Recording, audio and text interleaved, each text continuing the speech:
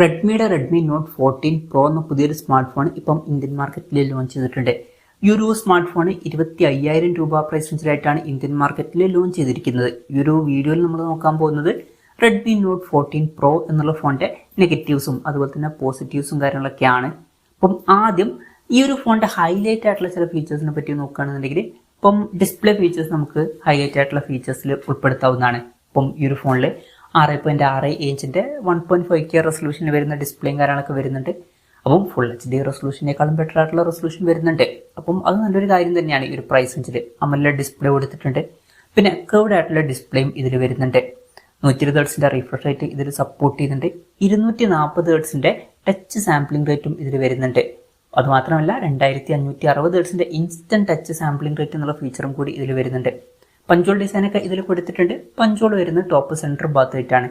പിന്നെ 12-bit display പോലുള്ള features ഒക്കെ ഇതിൽ വരുന്നുണ്ട്. അപ്പോൾ കൂടുതൽ കളേഴ്സ് ഒക്കെ ഇതിൽ കാണിക്കുന്നതായിരിക്കും. അത് നല്ലൊരു കാര്യമാണ്. അതുപോലെ തന്നെ ഡോൾബി വിഷന്റെ സപ്പോർട്ടും വരുന്നുണ്ട്. അതും നല്ലൊരു ഫീച്ചർ തന്നെയാണ്. പിന്നെ 1920 ഹെർട്സിന്റെ PWM ഡിമ്മിംഗ് എന്നുള്ള ഫീച്ചർ ഇതിൽ സപ്പോർട്ട് ചെയ്യുന്നുണ്ട്. അതും നല്ല ഫീച്ചേഴ്സിൽ തന്നെ പറയാം. പീക്ക് ബ്രൈറ്റ്നസ് വരുന്നത് 3000 നിറ്റ്സ് ആണ്. പിന്നെ ഫോണിന്റെ ഫ്രണ്ടിൽ ഗൊറില്ല ഗ്ലാസ് വിക്ടസ് 2ന്റെ പ്രൊട്ടക്ഷൻ കൊടുത്തിട്ടുണ്ട്. അപ്പം മികച്ചൊരു പ്രൊട്ടക്ഷനും ഇതിൽ കൊടുത്തിട്ടുണ്ട്. അപ്പം മൊത്തത്തിൽ നോക്കുമ്പോൾ ഡിസ്പ്ലേ ഫീച്ചേഴ്സ് ഹൈലൈറ്റ് ആയിട്ടുള്ള ഫീച്ചേഴ്സ് തന്നെയാണ്. 1.5K റെസൊല്യൂഷനും കർവ്ഡ് ഡിസ്പ്ലേയും അതുപോലെ തന്നെ ബാക്കി ഫീച്ചേഴ്സും അത്യാവശ്യം നല്ല ഫീച്ചേഴ്സാണ്. പിന്നെ നല്ലൊരു പ്രൊട്ടക്ഷനും ഇതിൽ കൊടുത്തിട്ടുണ്ട്. ഇനി ഹൈലൈറ്റ് ആയിട്ടുള്ള വരുന്ന മറ്റു ഫീച്ചർ എന്താണെന്ന് വെച്ചാൽ IP68 റേറ്റിംഗ് ഒക്കെ ഇതിൽ സപ്പോർട്ട് ചെയ്യുന്നുണ്ട്. അപ്പോൾ നല്ലൊരു IP റേറ്റിംഗും വരുന്നുണ്ട്. പൊതുവെ ഫ്ലാഗ്ഷിപ്പ് ലെവലിൽ വരുന്ന ഫോണുകളിലൊക്കെയാണ് ഇതുപോലുള്ള IP റേറ്റിംഗ് കാണാറ്. അപ്പം ഈ ഒരു പ്രൈസ് റേഞ്ചിൽ ഒരു IP68 റേറ്റിംഗ് വരുന്നു എന്നുള്ളത് നല്ലൊരു കാര്യമാണ്. അപ്പോൾ ഇതൊക്കെയാണ് ഈ ഒരു ഫോണിൽ എനിക്ക് ഹൈലൈറ്റിംഗ് ആയിട്ടുള്ള ഫീച്ചേഴ്സ് ആയിട്ട് തോന്നിയിട്ടുള്ളത്. ഇനി ഈ ഒരു ഫോണിൽ വലിയ തരക്കേടില്ലാത്ത ഫീച്ചേഴ്സ് ആയിട്ട് തോന്നിയിട്ടുള്ള കാര്യങ്ങൾ നോക്കുകയാണെന്നുണ്ടെങ്കിൽ ഇപ്പം ക്യാമറയുടെ കാര്യം പറയുമ്പോൾ ഫോണിന്റെ പിന്നിൽ ട്രിപ്പിൾ ക്യാമറ സെറ്റപ്പാണ് വരുന്നത്. 50 മെഗാ പിക്സലിന്റെ f1.59 അപ്പോർസിൽ വരുന്ന സോണി LYT600ന്റെ മെയിൻ ക്യാമറ സെൻസറാണ് ഇത് വരുന്നത്. വോയിസിന്റെ സപ്പോർട്ട് വരുന്നുണ്ട്. അപ്പം തരക്കേടില്ലാത്തൊരു മെയിൻ ക്യാമറ സെൻസർ വരുന്നുണ്ട്. 8 മെഗാ പിക്സലിലെ അൾട്രാ വൈഡ് ആംഗിൾ ലെൻസും 2 മെഗാ പിക്സൽ മാക്രോ ലെൻസ് ഒക്കെ വരുന്നുണ്ട്. ഫ്രണ്ടിൽ 20 മെഗാ പിക്സൽ സെൽഫി ക്യാമറയും വരുന്നുണ്ട്. അപ്പോൾ തരക്കേടില്ലാത്ത ഓൺ പേപ്പർ ക്യാമറ സ്പെസിഫിക്കേഷൻ വരുന്നുണ്ട് എന്ന് പറയാം. അതുപോലെ തന്നെ ബാറ്ററിയുടെ കാര്യത്തിൽ 5500 mAh ബാറ്ററിയാണ് വരുന്നത്. അത് അത്യാവശ്യം നല്ല ബാറ്ററി കപ്പാസിറ്റി ഒക്കെ തന്നെയാണ്. 45 വാട്ടിന്റെ ഫാസ്റ്റ് ചാർജ് സപ്പോർട്ട് ചെയ്യുന്നുണ്ട്. തരക്കേടില്ലാത്തൊരു ചാർജിങ് സ്പീഡാണ് ഈ ഒരു പ്രൈസ് റേഞ്ചിൽ.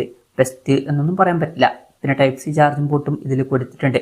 അപ്പം ബാറ്ററി സെറ്റപ്പും തരക്കേടില്ല എന്നൊക്കെ പറയാവുന്നതാണ്. പിന്നെ in display finger print sensor ഇതിൽ വരുന്നുണ്ട്. ഈ ഒരു സെൻസർ ഹാർട്ട് റേറ്റ് സെൻസറായിട്ടും യൂസ് ചെയ്യാൻ കഴിയുന്നതായിരിക്കും. പിന്നെ വെയിറ്റ് വരുന്നത് 190 ഗ്രാമാണ്. തിക്നെസ് വരുന്നത് 8.4 mm ആണ്. പിന്നെ ഈ ഒരു ഫോണിന്റെ phantom purple, ivy green, titan black എന്നീ കളർ വേരിയൻസ് ആണ് ഇപ്പോൾ ലോഞ്ച് ചെയ്തിരിക്കുന്നത്. IR ബ്ലാസ്റ്റർ എന്നുള്ള ഫീച്ചർ ഇതിൽ വരുന്നുണ്ട്. അപ്പം ഈ ഫോൺ റിമോട്ടൊക്കെ ആയിട്ട് യൂസ് ചെയ്യാൻ കഴിയുന്നതായിരിക്കും. പിന്നെ ഫോൺ വെട്ട് നീറ്റാതിരിക്കാൻ വേണ്ടിയിട്ട് ഗ്രാഫൈറ്റ് ഷീറ്റും കാര്യങ്ങളൊക്കെ ഇതിൽ കൊടുത്തിട്ടുണ്ട്. ഹൈഡ്രോ ടച്ച് എന്നുള്ള ഫീച്ചർ ഇതിൽ വരുന്നുണ്ട്. അതായത് ഫോണിന്റെ മുകളിൽ ചെറിയ രീതിയിലൊക്കെ വെള്ളമായാലും വലിയ ഇഷ്യൂസ് ഒന്നും ഇല്ല, നമുക്ക് ടച്ച് ചെയ്ത് യൂസ് ചെയ്യാൻ കഴിയുന്നതായിരിക്കും. പിന്നെ നല്ല വൈബ്രേഷൻ എഫക്റ്റിന് വേണ്ടിയിട്ട് X-ആക്സിസ് ലീനിയർ മോട്ടർ ഇതിൽ കൊടുത്തിട്ടുണ്ട്. സ്റ്റീരിയോ സ്പീക്കേഴ്സ് ഒക്കെ ഈ ഫോണിൽ വരുന്നുണ്ട്. ഡോൾബി അറ്റ്മോസിന്റെ സൗണ്ട് ഇതിൽ സപ്പോർട്ട് ചെയ്യുന്നുണ്ട്. ആൻഡ്രോയിഡ് 14 ബേസ് ആയിട്ടുള്ള HyperOS സോഫ്റ്റ്വെയർ ആണ് ഈ ഫോണിൽ വരുന്നത്. അപ്പം ഈ ഒരു ടൈമിലൊക്കെ ലോഞ്ച് ചെയ്യുന്ന ഒരു ഫോണിൽ ആൻഡ്രോയിഡ് 15 സോഫ്റ്റ്വെയർ കൊടുക്കായിരുന്നു എന്നാണ് എനിക്ക് തോന്നിയിട്ടുള്ളത്. എന്തായാലും ഇതിൽ ആൻഡ്രോയിഡ് 14 ബേസ് ആയിട്ടുള്ള സോഫ്റ്റ്വെയർ ആണ് ഔട്ട് ഓഫ് ദി ബോക്സ് വരുന്നത്. പിന്നെ 3 കൊല്ലത്തെ OS അപ്ഡേറ്റും 4 കൊല്ലത്തെ സെക്യൂരിറ്റി അപ്ഡേറ്റ്സും കാര്യങ്ങളൊക്കെ ഇതിൽ ലഭിക്കുന്നതായിരിക്കും. അപ്പം ഇതൊക്കെ വലിയ തിരക്കേടില്ലാത്ത ഫീച്ചേഴ്സ് ആയിട്ടാണ് എനിക്ക് തോന്നിയിട്ടുള്ളത്.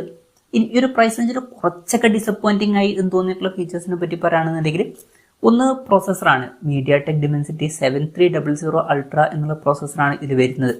അപ്പം 25,000 രൂപ പ്രൈസ് റേഞ്ചിൽ അത്ര മികച്ച പ്രോസസ്സർ എന്ന് പറയാൻ പറ്റില്ല. ഇപ്പം ഇതേ സെയിം പ്രോസസ്സർ നമുക്ക് 15,000 രൂപ പ്രൈസ് റേഞ്ചിൽ വരുന്ന ചില ഫോണുകളിലും കിട്ടുന്നുണ്ട്.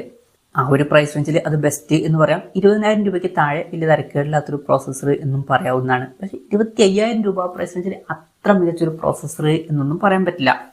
പിന്നെ LPDDR4Xന്റെ റാമും UFS 2.2 സ്റ്റോറേജ് ടൈപ്പ് ഒക്കെയാണ് വരുന്നത്. UFS 3.1 സ്റ്റോറേജ് ടൈപ്പ് ഒക്കെ ഉണ്ടായിരുന്നെങ്കിൽ കുറച്ചും കൂടി നന്നായിനെ. പിന്നെ 5G സപ്പോർട്ടൊക്കെ വരുന്നുണ്ട്. 10 5G ബാൻഡ്സ് കൊടുത്തിട്ടുണ്ട്. ബേസ് വേരിയന്റിൽ 8GB റാമും 128GB ഇന്റേണലുമാണ് വരുന്നത്. 8GB റാമും 256GB ഇന്റേണലുമായിട്ട് വരുന്ന വെർഷനും വരുന്നുണ്ട്. അപ്പം ഇതൊക്കെയാണ് മൊത്തത്തിൽ ഫീച്ചേഴ്സിനെ പറ്റി പറയാനുള്ള കാര്യങ്ങൾ. ഇനി വിലയുടെ കാര്യത്തിലോട്ട് വരികയാണെന്നുണ്ടെങ്കിൽ 8GB റാം 128GB ഇന്റേണൽ വെർഷന്റെ വില വരുന്നത് 24,999 രൂപയാണ്. 8GB റാം 256GB ഇന്റേണൽ വെർഷന്റെ വില വരുന്നത് 26,999 രൂപയാണ്. ഡിസംബർ 13 മുതലാണ് ഈ ഫോണിൻ്റെ സെയിലും കാര്യങ്ങളൊക്കെ സ്റ്റാർട്ട് ചെയ്യുന്നത്. എന്തായാലും ഓവറോൾ നോക്കുമ്പോൾ ഈ ഒരു പ്രൈസ് റേഞ്ചിൽ ഇത് വളരെ മികച്ചൊരു ഫോണാണ് എന്നൊന്നും പറയാൻ പറ്റില്ല. അത്യാവശ്യം നല്ല ഡിസ്പ്ലേ ഫീച്ചേഴ്സും അതുപോലെ തന്നെ IP68 റേറ്റിംഗ് ഒക്കെ സപ്പോർട്ട് ചെയ്യുന്നുണ്ട്. പക്ഷെ ബാക്കി ഫീച്ചേഴ്സ് ആവറേജ് എന്നേ പറയാൻ പറ്റുള്ളൂ, അത്ര മികച്ചത് എന്ന് പറയാൻ പറ്റില്ല. പിന്നെ പ്രോസസ്സർ ഈ ഒരു പ്രൈസ് റേഞ്ചിൽ അത്ര മികച്ചൊരു പ്രോസസ്സറും അല്ല. അപ്പം എൻ്റെ ഒരു അഭിപ്രായത്തിൽ നിങ്ങൾ മെയിനായിട്ട് നോക്കുന്നത് ഗെയിമിങ്, പെർഫോമൻസ് ഇതുപോലുള്ള കാര്യങ്ങളൊക്കെയാണെന്നുണ്ടെങ്കിൽ എൻ്റെ ഒരു അഭിപ്രായത്തിൽ ഈ ഒരു ഫോൺ സ്കിപ്പ് ചെയ്യാവുന്നതാണ്. കാരണം ഈ ഒരു പ്രൈസ് റേഞ്ചിലൊക്കെ ഇതിനേക്കാൾ ബെറ്റർ ആയിട്ടുള്ള പ്രോസസ്സറുമായിട്ട് വരുന്ന ഫോണുകളൊക്കെ വരുന്നുണ്ട്, അതൊക്കെ നോക്കുന്നതായിരിക്കും നല്ലത്. അപ്പം മൊത്തത്തിൽ നോക്കുമ്പം ഈ ഒരു ഫോണിൻ്റെ വില കുറച്ച് കൂടുതലായിട്ടാണ് എനിക്ക് പേഴ്സണലി തോന്നിയിട്ടുള്ളത്. ഒരു 20,000 രൂപ പ്രൈസ് റേഞ്ചിലൊക്കെ ആണെന്നുണ്ടെങ്കിൽ അത്യാവശ്യം തിരക്കില്ലാത്ത നല്ല ഫീച്ചേഴ്സ് എന്ന് പറയായിരുന്നു. ഒരു 20,000 ടു മാക്സിമം 22,000 രൂപ പ്രൈസ് റേഞ്ചിൽ 25,000 എന്നുള്ളത് കുറച്ചുകൂടി പോയി എന്നാണ് എനിക്ക് പേഴ്സണലി തോന്നിയിട്ടുള്ളത്. ഇതാണ് ഈ ഒരു ഫോണിനെ പറ്റിയിട്ടുള്ള എൻ്റെ ഒരു പേഴ്സണൽ അഭിപ്രായം. ഈ ഒരു ഫോണിനെ പറ്റിയിട്ടുള്ള നിങ്ങളുടെ അഭിപ്രായം ജസ്റ്റ് ഒന്ന് കമൻറ്റ് ചെയ്യുക.